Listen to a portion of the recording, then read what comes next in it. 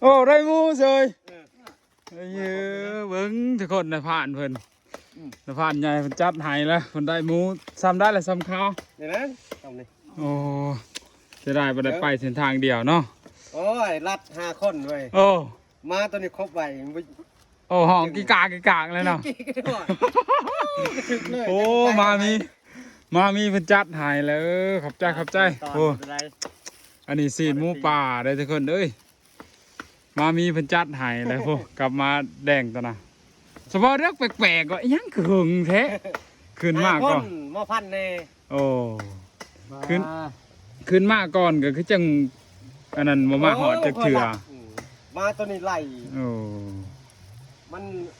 หมูโตมาห้างวันห้อย นิดหน่อยเนาะ เออ นี่ แม่นนั่นแหละตัวใหญ่บ่เห็นบ่แม่อันนั้นมัน มันแล่นเลยเว้ย โอ้โหมามีเพิ่นก็ได้เรื่องเลยทุกคนเด้อกันว่าหมูน้อยสำคาซะวันนี้เสร็จเพิ่นเฮ็ดเฮิงอลีซะว่าปะเฒ่าก็ละเฮิงแท้สิขึ้นมาแต่เพิ่นมานดอกซะคือดาวเพิ่นว่าหยอกนั่นนี่มานอลีเพิ่นน่ะโอ้ปะเฒ่าพันน้ำเนาะ